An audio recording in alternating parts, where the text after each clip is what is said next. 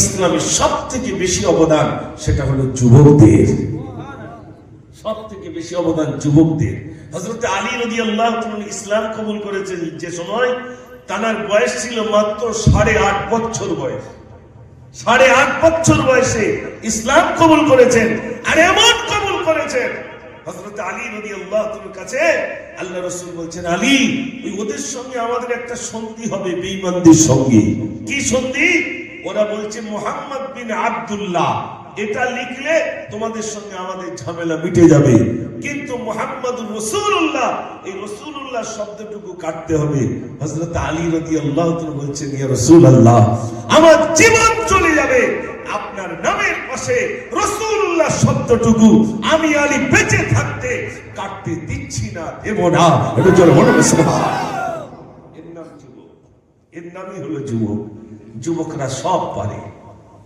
যুবক পরিবর্তন তো গোটা গ্রাম পরিবর্তন। যুবক বিগড়ে গেছে, গোটা গ্রাম বিগড়ে গেছে। কল্পনা করতে পারেন আপনাদের মতো যুবক বেড়াচাপায় আছে, স্বরূপনগরে আছে, তারা বিভিন্ন বিভিন্ন নোংরা কাজে নিয়োজিত আছে। আপনারা একটু ভাবুন তো, এই যে একটু আগে একটা গাড়ি গেল, তাতে সব বয়স্ক লোক না যুবক? জোরে বলেন যুবক। আপনি বলুন তো, এই যুবকের ভিতর দিয়ে আল্লাহ আপনাদেরকে বাছাই করেছেন, এই জান্নাতের বাগানে এনেছেন। কেন আল্লাহ ওই যুবককে আনেননি, আপনাকে এনেছেন? কেন? আপনি বড় দামি, আপনার মর্তবা অনেক বেশি। আল্লাহ আপনার কলিজায় আল্লাহর দয়া এসেছে, আল্লাহ পাক আপনাকে ভালোবাসেন, প্রেম করেন, তাই দুনিয়ার নোংরা জায়গা থেকে আপনাকে বাছাই করে এই জান্নাতের বাগানে বসিয়েছেন। জোরে বলুন সুবহানাল্লাহ। বিশ্বাস করুন, আপনি নিজে আসতে পারেননি, আপনি নিজে নিজে আসতে পারেননি, আমি মুজাফফর নিজে নিজে আসতে পারিনি, আল্লাহ আমাকে এনেছেন, আপনাদেরকেও এনেছেন, তাই তো নাকি ভাই? বিশ্বাস করুন আমার যুবক ভাইরা, এই জন্যে আপনাদেরই শোনার প্রয়োজন। আপনারা এই সময় থেকে আল্লাহর ওই চুল ভিন্ন ডিজাইন তো কোনো ব্যাপার না, আপনি প্যান্ট পরে রয়েছেন, আপনি গেঞ্জি পরে রয়েছেন, ওটা মূল নয়। আপনার মূল এটাই, আপনার প্যান্টটা পবিত্র হওয়া চাই, গেঞ্জিটা পবিত্র হওয়া চাই। আর আপনি যখন চলবেন, আপনি যখন বলবেন, আপনার কথাটা যেন মার্জিত হয়। আপনি সবসময় মহান রবের ভয় করুন। আল্লাহ পাক তো কোরআন পাকের ভিতরে জন্য বলেন, ইয়া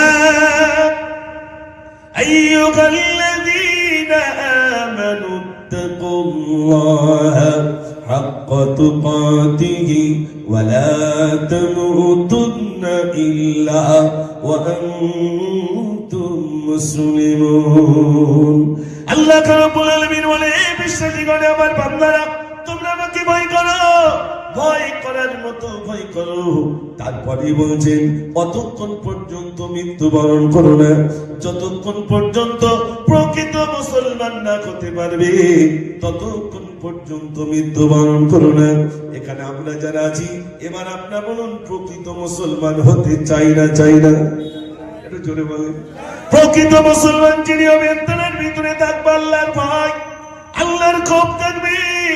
বান্দা যখন নোংরা কাজ করতে যাবে তখন বলে, আল্লাহ তুমি দেখছো, তুমি দেখছো, দুনিয়ার কেউ না দেখতে পেলে আল্লাহ তুমি দেখতে পাচ্ছ।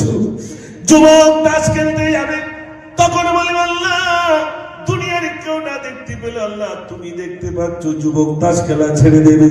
ভাইরা, আবার যুবক যখন নোংরা কাজ করতে যাবে তখন বলবে, আল্লাহ দুনিয়ার কেউ না দেখতে পেলে আল্লাহ তুমি দেখতে পাচ্ছ।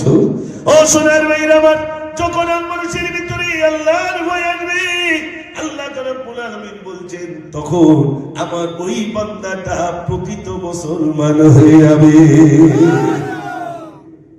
আমাদের ভিতরে আল্লাহর ভয় না আছে নাকি ভাই? না। কষ্ট হচ্ছে না তো আপনাদের? দাঁড়ান, গজল শোনাবো ইনশাআল্লাহ। কটা গজল শুনবেন? আমি প্রতিবার যে গজলটা লিখেছিলাম একটু বলি। যদি তকবীর দেখি জোর, তাহলে মনে করবো আপনারা শুনবেন, আর আওয়াজ যদি কমে যায় তাহলে মনে করবো শুনবেন না। কি গজলটা লিখেছিলাম একবার শোনেন ভাইরা। আমি এ পর্যন্ত অনেক গজল আল্লাহ পাক লিখিয়েছে। আমার দাড়ি চুল পেকেছে মানে কি কোন গজল লিখেছি বলে মনে হয়? তাহলে একটু জোরে তকবীর হবে, নারে তাকবীর। লিখেছিলাম শোনেন। আর কত জি জুলুমবাজি করবি তোরা বল, মুসলমানের চোখে আজি ঝরছে কেন জল। আর কত জি জুলুমবাজি করবি তোরা বল, মুসলমানের চোখে আজি ঝরছে কেন জল। ওরে এই দেশে কি মুসলমানের রক্ত দেওয়া নেই? দেশের উপর আসলে আঘাত ভুক্তি পেতে দে। আর কতদিন দেখবো এসব হাইনার চলাচল, বজ্র করতে আওয়াজ তোলে আগে তোরা চল, রুখতে চাই রুখতে চাই রুখতে চাই, কালা কানুন আইন মোরা রুখতে চাই, রুখতে চাই রুখতে চাই রুখতে চাই, কালা কানুন আইন মোরা রুখতে চাই। যদি সমর্থন করেন যে হ্যাঁ রুখতে চাই, তাহলে আওয়াজ হবে জোরে নারে তাকবীর। মাশাআল্লাহ, সবে শুরু করছি, আমি বলছি তো দাঁড়ান, অনেক গজল শোনো। ভাবছেন যে পুরো গজল বলবে না? না না, কষ্ট হচ্ছে না তো আপনাদের? মাশাআল্লাহ, ভাইরা আসুন, ভিতরে আসুন, একটু প্রাণ ভরে দরুদ পড়ুন। আল্লাহুম্মা সাল্লি আলা মাওলানা মুহাম্মদ ওয়া আলা আলি সাইয়্যিদিনা। মদিনার মাটি যদি পাই রাসূলুল্লাহ, সুরমা করে দিব বারবার। মদিনার মাটি যদি পাই রাসূলুল্লাহ, সুরমা করে দেব বারবার।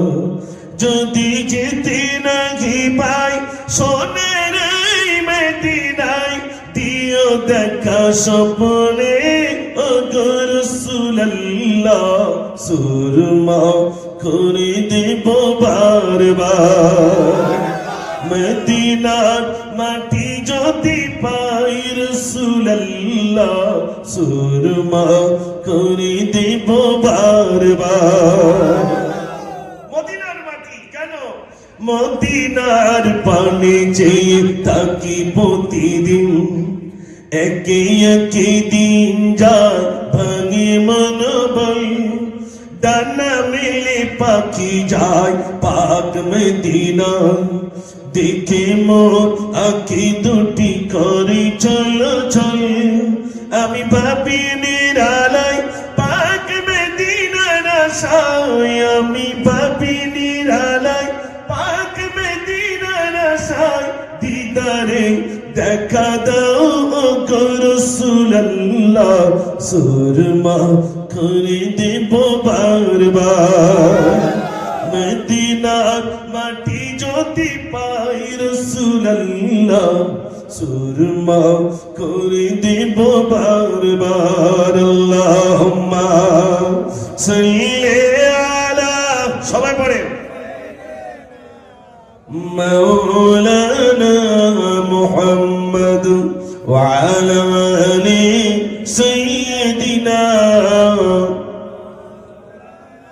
সাল্লাল্লাহু আলাইহি ওয়াসাল্লাম।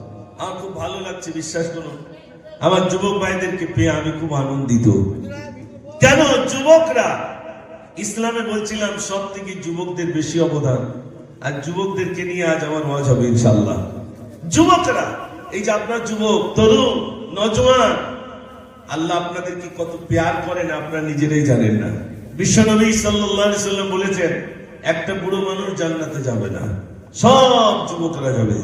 তো বুড়ো সাহাবারা বললেন, স্বপ্নে আমরা তাহলে জান্নাতে যাবো না? তার আল্লাহ রাসূলের কাছে বলছেন, ইয়া রাসূলুল্লাহ, আমরা বুড়ো হয়ে গেছি, তাহলে কি আমরা জান্নাতে যেতে পারবো না? আল্লাহ নবী বলছেন, না, তোমাদেরকে জল করিয়ে জান্নাতে দিয়ে দেওয়া হবে। একটু জোরে বলবেন না সুবহানাল্লাহ। বুড়ো মানুষ আর কি থাকবে না, বুড়ো থাকবে না, সেদিন কি হয়ে যাবে? জওয়ান হয়ে যাবে, নওজওয়ান হয়ে যাবে। এখানে বৃদ্ধ হয়ে গেছে বলে ওখানেও বৃদ্ধ হয়ে যাবে না, সেদিন বৃদ্ধদেরকে আল্লাহ নওজওয়ান করে দেবে, এত জন করে দেবেন আল্লাহ পাক। এই জন্য আল্লাহ নবী সাল্লাল্লাহু আলাইহি ওয়াসাল্লাম বলেন, যুবকদের আমল সব থেকে বৃহৎ আমল। একটা বয়স্ক মানুষ সারা রাত ধরে নামাজ পড়বে, আর একটা যুবক মাত্র কয়েক রাকাত নামাজ পড়বে।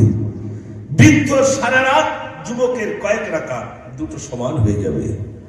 আল্লাহর নবী সাল্লাল্লাহু আলাইহি ওয়াসাল্লাম বলেন, যুবকদের কয়েক রাকাত আর বয়স্ক মানুষদের সারা রাত নামাজ দুটো এক হয়ে যাবে। বৃদ্ধ সাহাবারা বললেন, রাসূলুল্লাহ, আমাদের বয়স হয়ে গেল, আমরা সারা রাত নামাজ পড়বো, আর যুবকরা মাত্র কয়েক রাকাত পড়বে, দুটো কেমনে সমান হবে? তাহলে কি আমাদের খাটতে হবে না? আল্লাহর নবী বললেন, বৃদ্ধ, শোনো শোনো, তুমি একদিন যুবক পেরিয়ে বৃদ্ধে পা দিয়েছো, ওই যে যুবক বয়সটা ছিল, ওই যুবক বয়সের আমলটা আল্লাহর কাছে বিরহদ আমল। সোনার ভাইরা আমার, আপনার যুবক, আপনার নজওয়ান, আল্লাহ আপনাদের অনেক ভালো রাখবেন, সুখে রাখবেন। ও সোনার ভাইরা, ইসলাম সম্পর্কে আপনার জানতে এসেছেন, সাহাবায়ে কেরাম আজমাইন। ও সোনার ভাইরা, আল্লাহ পাক তাদের কত ভাইরা আমার সাহাবায়ে কেরাম আজমাইন কেমনে তারা ইবাদতে মশগুল ছিলেন, ইসলামের জন্য, দ্বীনের জন্য নিজের জীবনটা দিয়ে দিয়েছেন। আপনাদের মতো যুবক, একটা আমার গজল ছিল, আপনাদের মতো যুবকের গজল, জীবনে কত কষ্ট করেছে সেই যুবকটা, শোনেন। আমি সেই গজলটা শোনাই আপনাদের কাছে। কবি লিখেছেন, ওই মানালি ভাইরা শোনো এই করুণে ঘটনা, বুখারী শরীফে আছে লেখা, ইসাহাবারি বর্ণনা, ইসাহাবারি বর্ণনা। যুবক ছেলে তো যুবক সাহাবার ঘটনাটা বুখারী শরীফে। নাম কিসের যুবকে? নামটি ছিল আব্দুল উজ্জা, তার ছিল না পিতাজি, চাচার কাছে হইল মানুষ, ছাড়লো সাথীর আম্মাজি, ছাড়লো সাথীর আম্মাজি। চাচার কাছে লালিত পালিত, কারণ ছোটবেলায় আব্বা মারা গেছে। ছোটবেলায় আব্বা মারা গেছে, তখন ওই বাচ্চাটা চাচা নিয়ে লালন পালন করে। একদিন ওই যুবক ছেলেটা চাচাকে ডাকছে, চাচা বলছে, বলো। ভাইপো এসে বলল চাচা, যুবক ছেলেটা চাচাকে ডেকে বলছে, ভাইপো এসে বলল চাচা, মোর মনে বড় শখ জাগে, বেঈমান ছিলাম আনিব ঈমান, সাক্ষী রাখি তোমাকে, সাক্ষী রাখি তোমাকে। চাচা কলমা পড়বো, সাক্ষী খুঁজে পাচ্ছি না, তা আপনাকে সাক্ষী রেখে আমি কলমা পড়ে নিলাম। একটু জোরে বলুন না সুবহানাল্লাহ। যুবক ছেলে কাকে সাক্ষী রেখেছে ভাই? চাচাকে। চাচা রেগে গেছে, চাচা রেগে বলছে, চাচারিকে বলল এবার, চাচারিকে বলল এবার, ওমর ভাই পোষণ না, আমার দেওয়ায় জমি মাকান, তোমায় আমি দেব না, তোমায় আমি দেব না। এই জমি জায়গা ঘর বাড়ি যা দিয়েছিলাম, চাচা বলছে, তোমার আব্বা মারা গেলে এই ঘর বাড়ি দোকানপাট সব আমি করে দিয়েছি, সব কেড়ে নেব। কেন? তুমি আমাকে সাক্ষী রেখে আল্লাহকে মেনেছো, কলমা পড়েছো, তাই তোমার জমি জায়গা ঘর বাড়ি সব কেড়ে নেব। আপনাদের মতো যুবক তখন বলছে, কি বলছে শোনেন, আচ্ছা এই কেড়ে নেওয়াটা কি কম ভাই? দোকানপাট যা কিছু দিয়েছিল ঘর বাড়ি সব কেড়ে নেবে। যুবক তখন বলছে, ও চাচা জি ফিরিয়ে দেব, ও চাচা জি ফিরিয়ে দেব, তোমার দেওয়া জমি মাকা, করিবে তোমায় মরি তরে, মসজিদে গই আজা, মসজিদে গই আজা। জোরে বলো না সুবহানাল্লাহ। ও চাচা এই নেন, সব দিয়ে দিলাম, জমি জায়গা ঘর বাড়ি কেড়ে নেবেন, এই নেন দিয়ে দিলাম, সব দিয়ে দিলেন। যুবক ছেলে চলে যাচ্ছে, চাচা ডাকছে, হে ভাই শোনো শোনো।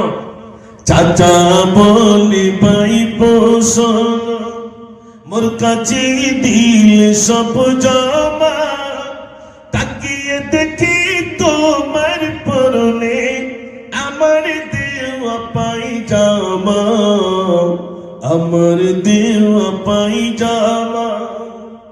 ওই পায়জামাটা আমি কিনে দিয়েছি, ওটাও দিয়ে দিতে হবে। তুমি ঘর দোকানপাট সব দিয়ে দিয়েছো, জমি জায়গা সব দিয়েছো, কিন্তু পরনে যে পায়জামাটা ওটা আমি কিনে দিয়েছি, ওটাও তোমাকে দিয়ে দিতে হবে। আমরা বলি কি বলতাম? যুবক ছেলে তখন বলছে, ও চাচা জি ফিরিয়ে দেব। মন দিয়ে শোনেন, ও চাচাজি ফিরিয়ে দেব তোমার দেওয়া পায়জামা, সবই দিতে রাজি আমি, ছাড়িব না কলিমা, ছাড়িব না কলিমা। চাচা সব দিতে রাজি, কলমা ছাড়ব না। জমি জায়গা ঘর বাড়ি চাচা সব কেড়ে নিয়েছে। যুবকের আর কিচ্ছু নেই, উলঙ্গ হয়ে গেছে, কারণ চাচা সব কিনে দিয়েছিল, সব কেড়ে নিয়েছে। আল্লাহকে মেনে নেওয়ার জন্য সব কেড়ে নিয়েছে। যখন যুবক ছেলে এবার উলঙ্গ হয়ে রাস্তা দিয়ে হেঁটে হেঁটে চলে যাচ্ছে মনের দুঃখে। মা ডাকছে, রে বাবা। মা একটা লায়ক ছেলে যখন যুবক ছেলে উলঙ্গ হয়ে আসে, মা লজ্জায় নিজের দুটো হাত চোখটাকে টিপে ধরে বলছো, বাবা বাবা তোমার পরিণতি এমন কেন, কি হয়েছে বাবা? ছেলেটি তখন বলছে, দোস্তি আমারে তাই মা যা, দোস্তা শোনেন, দোস্তি আমারে তাই মা যা, কলমা আমি পড়েছি, তারি বদলে জমি জমা, সবই আমি হারিয়েছি, সবই আমি হারিয়েছি। ওমা কলমা পড়েছি বলে জমি জায়গা ঘর বাড়ি সব কেড়ে নিয়েছে চাচা। পরনে পায়জামা ছিল সেটাও খুলে নিয়েছে। মা বলছে, কি চাও বাবা? ছেলে বলছে, মা কিচ্ছু চাই না মা, এক টুকরা কম্বল দেন, ওই কম্বলটা পরে বিশ্ব নবীর দরবারে চলে যাব। বলুন না সুবহানাল্লাহ। যুবক বলছে, মা কিচ্ছু চাই না মা, এক টুকরা কম্বল দেন। কম্বল দিলেন মা একটা, কম্বলটা দু টুকরা করেছে, এক টুকরা পরনে এক টুকরা গায়ে। ভাই আমার মা জননী, মা জননীর দেওয়া কম্বল দু টুকরা করে, এক টুকরা পরনে এক টুকরা গায়ে। যুবক ছেলে হাঁটতে হাঁটতে মক্কা থেকে মদিনায় চলে গেলেন। মদিনার মসজিদে নবী শরীফের পিলিয়ারে ক্লান্তি চুপটি করে বসে রইলেন। আল্লাহর নবী সাল্লাল্লাহু আলাইহি সাল্লাম নামাজ শেষে দেখেন যুবক ছেলে বসে রইল, চুলগুলো তার এলোমেলো, বস্ত্রটা ছাড়া। আল্লাহর নবী যুবককে ডাক দিয়ে বলছেন, যুবক তোমার পরিণতি এমন কেন, বলো বলো কি হয়েছে বলো? তোমার চুলগুলো এলোমেলো, বস্ত্রটা ছেড়া। যুবক তোমার বস্ত্র ছেড়া, চুলগুলো এলোমেলো, মুখটা মলিন হয়ে রইল। বাবা কি হয়েছে, কোথা থেকে এসেছো বাবা? ছেলে বললেন, ইয়া রাসূলুল্লাহ আমি মক্কা থেকে মদিনা এলাম। তোমার কি হয়েছে বাবা? আমি কলমা পড়েছি বলে, আপনাকে নবী বলে মেনে নিয়েছি বলে আমার চাচা জমি জায়গা ঘর বাড়ি সব কেড়ে নিল, পরনের পায়জামা খুলে নিল। আচ্ছা আচ্ছা বলছি বলছি আর যুবক ভাইদের নদীতে মাঝি, আচ্ছা আচ্ছা বলবো ইনশাআল্লাহ, অনেক টাইম আছে তো। আর কি রিকোয়েস্ট আছে এছাড়া? অনেক আছে। ওরে সব বলাস জি, কই কি কি রিকোয়েস্ট আছে একটা লিস্ট করুন দেখি, সেগুলো বলে যাবো ইনশাআল্লাহ। আবার যদি না আসতে পারে শোনাবো তো ইনশাআল্লাহ। আপনারা শুনবেন? একটু জোরে বলেন, একটু তাকবীর তালি জোরে দেন, নারে তাকবীর, আর একটু জোরে নারে তাকবীর। মাশাআল্লাহ মাশাআল্লাহ। ভাইরা একটু একটু বলে নি, এটা একটু, তারপর ইনশাআল্লাহ এগুলো বলবো। আপনারা যা লিখে দিচ্ছেন তো সবগুলো বলার চেষ্টা করবো। আমি এই যে নদীতে মাঝি পাল তুলে যে গজলটা, তখন ছিল ফিতে কাছে। এখানে যারা অনেকে আছে তখন হয়েছে কি আল্লাহ জানে, ছোট ছোট বন্ধুরা তখন ছোট, আর তারপরে সেই ফিতে কাছে সেই সময় আমার গজল করা। তো আমি সেই সময় লিখেছিলাম, নদীতে মাঝি পাল তুলে যা, আমরা সকলে আছি রোজা, আজানে আওয়াজ শুনতে কি পাও, বেলা গেল রাত হলো কিনারা কোথায়, নদীতে মাঝি পাল তুলে যা। তখন ভালো দাড়ি উঠিনি ভাই, তখনকার গজল আর এখন পেকে গেছে, তাই এক হয়। নদীতে একা একা বসে, ফিরিব কবে আমি দেশে। নদীতে এমন হাওয়া হবে না আমার যাওয়া, পালতল খুঁজি চলো কিনারা কোথায়, পালতল খুঁজি চলো কিনারা কোথায়, গাছপালা চিতায় আছে রাখবো সেথায়, খোলা জল নেই কল রাখবো কোথায়, নদীতে মাঝি পাল তুলে যাও। এই গজলটা লেখার পিছনে একটা কারণ ছিল, কারণটা বললে আপনাদের আরো ভালো লাগবে। ইনশাল্লাহ আমি শোনাবো, এই গজলটা পুরোপুরি শোনাবো।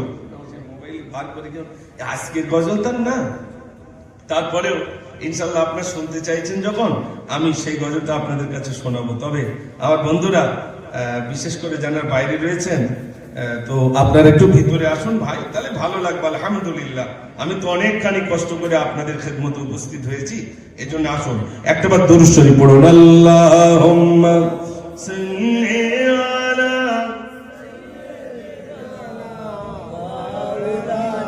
ওয়া আলা আলি সাইয়্যিদিনা।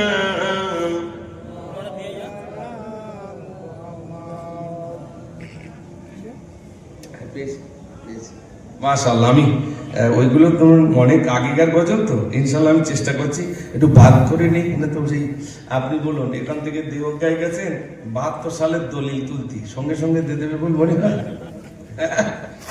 টাইম নেবে না নেবে না। আমার তো এটা 72 সালের দলিল, এ তো আর আজকের না, সে ফিতে ক্যাসেটে। এই জন্য সে ফিতে ক্যাসেটের জিনিস বার করতে গেলে একটু সময় লাগবে। ইনশাল্লাহ তোমার আমি আমার এই ইনিও একজন, মানে সব একসাথে বলা হয়। তো যাই হোক, আলহামদুলিল্লাহ আমাদের মোস্তফা গোলদার বসে রয়েছে। এটা কি গজল দেখি?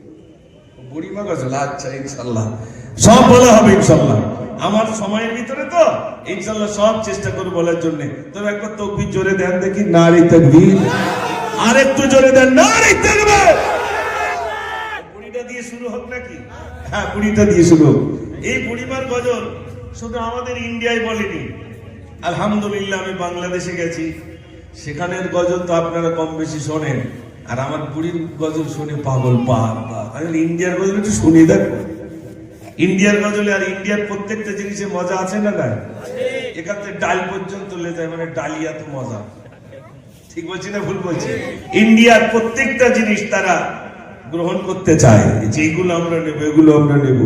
আমাদের হিন্দুস্তান কত মহব্বতের আমাদের, তারা আমাদের ছেড়ে চলে গিয়েছিল, আমাদের ফেলে রেখে চলে গিয়েছিল, বাংলাদেশ তারা করেছিল, কিন্তু আমরা হিন্দুস্তান থেকে যাইনি। কেন বলুন তো? আমাদের আব্বা মা এখানে শুয়ে রয়েছে, আমাদের পূর্বপুরুষ বলে না আমরা যাব না। আমরা যদি যাই তাহলে আমার আব্বার কবরের পাশে আর গিয়ে জিয়ারত করতে পারবো না। সব থেকে বড় কথা, যদি চলে যায় দাদা হুজুর পীর কেবলা রহমাতুল্লাহ আলাইহির মাজার শরীফ আর যেতে পারবো না। যার কারণে তারা চলে গেছে, কিন্তু আমরা হিন্দুস্তানে রয়ে গেছি। এ কারণে আমাদের পূর্বপুরুষ হিন্দুস্তানের জমিনকে মহব্বত করে এখানেই শুয়েছেন। আমরাও মারা যাব, আমরাও হিন্দুস্তানের মাটিতে শোবো। একটু জোরে বলুন সুবহানাল্লাহ। এই জন্য আমি গজল বলবো ইনশাল্লাহ, হিন্দুস্তান নিয়ে গজল বলবো। অনেকে মনে করে যে মুসলমানের অবদান বুঝি আমাদের এই মাটিতে নেই। আচ্ছা বলুন তো, এই মাটিতে আমাদের অবদান আছে না নাই? বেশি না কম? সব থেকে বেশি, সব থেকে বেশি। যদি বলেন কোন বইতে লেখা আছে, বই খুঁজতে হবে না, চলে যান দিল্লিতে, ইন্ডিয়া গেটের একেবারে প্রথম সারিতে লেখা আছে সব থেকে বেশি অবদান মুসলমানের সংখ্যা সব থেকে বেশি। হিন্দুস্তানে ইংরেজদের বিতাড়িত করতে সব থেকে বেশি যারা রক্ত দিয়েছেন তারা হলেন মুসলমান। জোরে বলুন সুবহানাল্লাহ। অথচ আমাদেরকে অনেকে বলেই তো আপনাদের মতো যুবক হিন্দুস্তানের জন্য রক্ত দিয়েছেন, জীবন দিয়েছেন, নামটা ইতিহাসের পাতায় নেই। আমি একটা গজল লিখেছিলাম না, ভারতবাসী ভারতবাসী ভারতবাসী গো, ভারতবাসী ভারতবাসী ভারতবাসী গো, ভারতবাসী ভারতবাসী ভারতবাসী গো, ভারতবাসী ভারতবাসী ভারতবাসী গো, সম্প্রীতির পতাকা আজি আমরা তুলি আমরা তুলিব ভারতবাসী ভারতবাসী ভারতবাসী গো, ভারতবাসী ভারতবাসী ভারতবাসী গো। ক্ষুদিরামের আশফাকুল্লার বলিদানের দেশ, রবীন্দ্রনাথের নজরুলেরই জন্মভূমির দেশ। কজনের নাম শুনেছেন? 4 জন। ক্ষুদিরাম, আশফাকুল্লাহ, রবীন্দ্রনাথ আর নজরুলের নাম এই গজলে। আচ্ছা, ক্ষুদিরামের কথাটা বইতে পড়েছি, তাই তো? আশফাকুল্লাহর নাম পড়েছি না। আশফাকুল্লাহর মুখে দাড়ি ছিল তো, আর মাথায় টুপি ছিল, তাই ইতিহাসের পাতায় জায়গা পায়নি। ইংরেজরা আশফাকুল্লাহকে ধরলো, বন্দি করলো। আশফাকুল্লাহ, তোমাকে ফাঁসি দেব। ফাঁসি দেবে তো ফাঁসি দেয়। বলছে, তুমি কারোর সঙ্গে দেখা করতে চাও না? তবে আমাকে একটু ওজন করুন। ওজন করে কি হবে? বলছে, আমাকে এই জন্য ওজন করুন, ফাঁসির ভয়েতে যদি ওজন কমে যায়, ইতিহাসের পাতায় লিখবেন কাপুরুষ আশফাকুল্লাহ। আমার ওজন যা ছিল যদি তাই থাকে, ইতিহাসের পাতায় লিখবেন সুপুরুষ আশফাকুল্লাহ।